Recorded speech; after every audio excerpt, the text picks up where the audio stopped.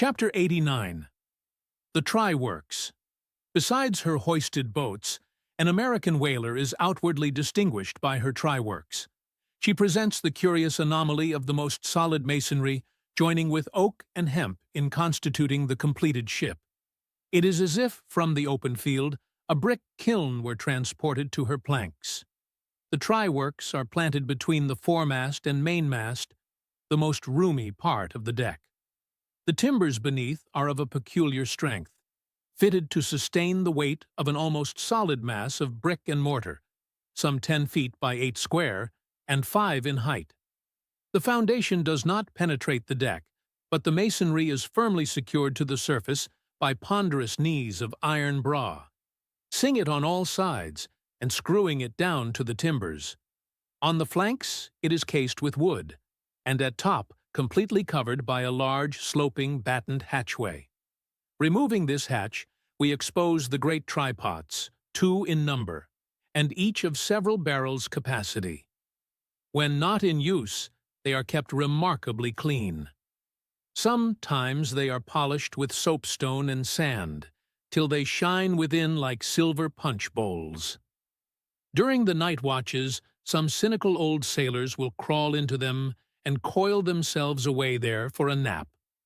While employed in polishing them, one man in each pot, side by side, many confidential communications are carried on, over the iron lips. It is a place also for profound mathematical meditation. It was in the left-hand trypot of the Pequod, with the soapstone dilly gently circling round me, that I was first entirely struck by the remarkable fact that in geometry all bodies gliding along the cycloid, my soapstone for example, will descend from any point in precisely the same time. Removing the fireboard from the front of the try-works, the bare masonry of that side is exposed, penetrated by the 2 iron mouths of the furnaces directly underneath the pots. These mouths are fitted with heavy doors of iron. The intense heat of the fire is prevented from communicating itself to the deck by means of a shallow reservoir extending under the entire enclosed surface of the works. By a tunnel inserted at the rear, this reservoir is kept replenished with water as fast as it evaporates. There are no external chimneys. They open direct from the rear wall. And here let us go back for a moment. It was about 9 o'clock at night that the Pequod's try-works were first started on this present voyage. It belonged to Stubb to oversee the business.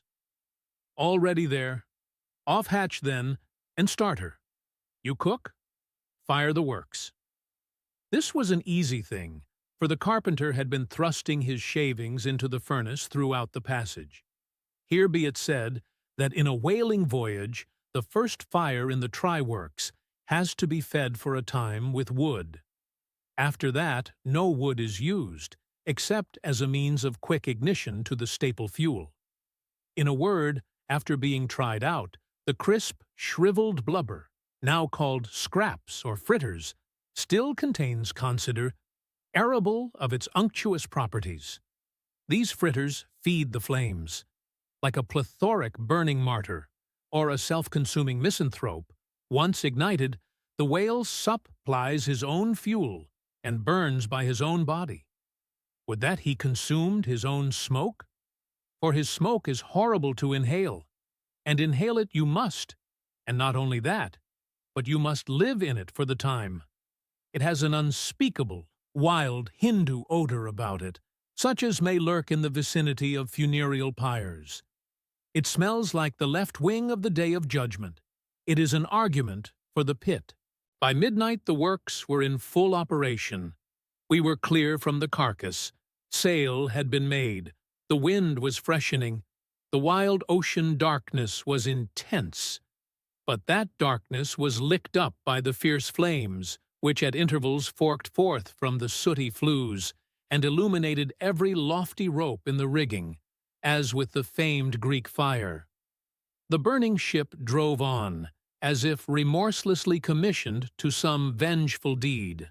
So the pitch and sulphur-freighted brigs of the bold Hydriot, Canaris, issuing from their midnight harbors, with broad sheets of flame for sails, bore down upon the Turkish frigates and folded them in conflagrations.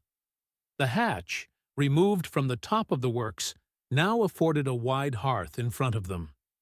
Standing on this were the Tartarian shapes of the pagan harpooneers, always the whale ship's stokers.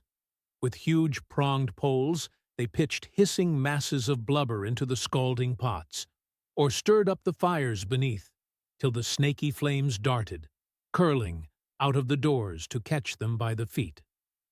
The smoke rolled away in sullen heaps. To every pitch of the ship there was a pitch of the boiling oil, which seemed all eagerness to leap into their faces. Opposite the mouth of the works, on the further side of the wide wooden hearth, was the windlass. This served for a sea sofa. Here lounged the watch, when not otherwise employed, looking into the red heat of the fire, till their eyes felt scorched in their heads.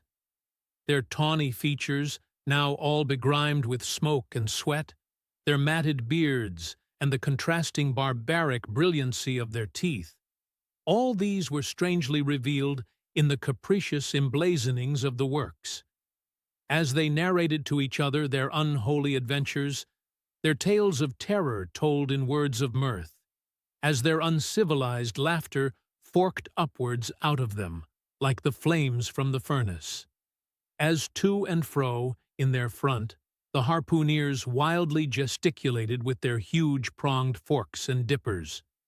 As the wind howled on, and the sea leapt, and the ship groaned and dived, and yet steadfastly shot her red hell further and further, there into the blackness of the sea and the night, and scornfully champed the white bone in her mouth, and viciously spat round her on all sides.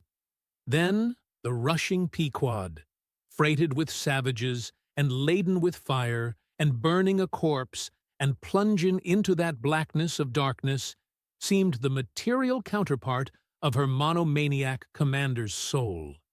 So seemed it to me as I stood at her helm, and for long hours silently guided the way of this fire ship on the sea. Wrapped, for that interval, in darkness myself, I but the better saw the redness, the madness, the ghastliness of others. The continual sight of the fiend shapes before me, capering half in smoke and half in fire. These at last begat kindred visions in my soul, so soon as I began to yield to that unaccountable drowsiness which ever would come over me at a midnight helm. But that night, in particular, a strange, and ever since inexplicable thing occurred to me. Starting from a brief standing sleep, I was horribly conscious of something fatally wrong. The jawbone tiller smote my side, which leaned against it. In my ears was the low hum of sails, just beginning to shake in the wind. I thought my eyes were open.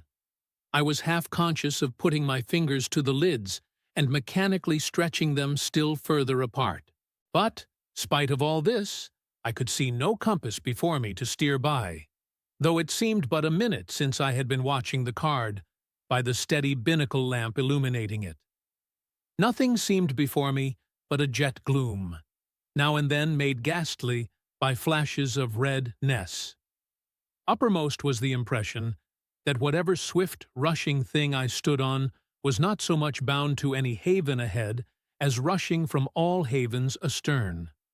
A stark, bewildered feeling, as of death, came over me. Convulsively my hands grasped the tiller, but with the crazy conceit that the tiller was, somehow, in some enchanted way, inverted. My God, what is the matter with me? Thought I. Lo! In my brief sleep I had turned myself about, and was fronting the ship's stern, with my back to her prow and the compass. In an instant I faced back, just in time to prevent the vessel from flying up into the wind, and very probably capsizing her. How glad and how grateful the relief from this unnatural hallucination of the night, and the fatal contingency of being brought by the lee. Look not too long in the face of the fire, O man, Never dream with thy hand on the helm. Turn not thy back to the compass. Accept the first hint of the hitching tiller. Believe not the artificial fire, when its redness makes all things look ghastly. Tomorrow, in the natural sun, the skies will be bright. Those who glared like devils in the forking flames, the morn will show in far other, at least gentler, relief. The glorious, golden, glad sun, the only true lamp, all others but liars. Nevertheless, the sun hides not Virginia's dismal swamp, nor Rome's accursed Campagna, nor wide Sahara, nor all the millions of miles of deserts and of griefs beneath the moon. The sun hides not the ocean, which is the dark side of this earth, and which is 2/3 of this earth.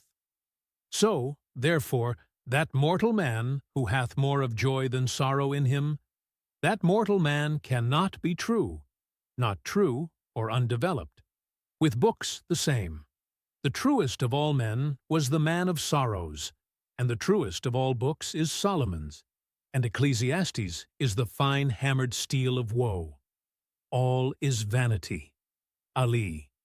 This wilful world hath not got hold of unchristian Solomon's wisdom yet, but he who dodges hospitals and jails, and walks fast crossing graveyards, and would rather talk of operas than hell, calls Cooper, Young, Pascal, Rousseau, poor devils all of sick men, and throughout a carefree lifetime swears by Rabelais as passing wise and therefore jolly.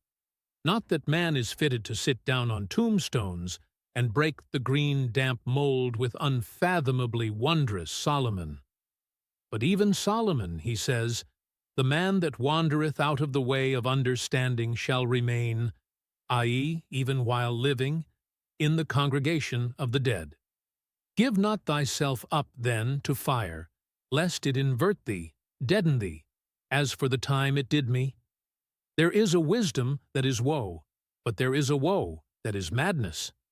And there is a catskill eagle in some souls that can alike dive down into the blackest gorges and soar out of them again and become invisible in the sunny spaces. And even if he forever flies within the gorge, that gorge is in the mountains, so that even in his lowest swoop, the mountain eagle is still higher than other birds upon the plain, even though they soar.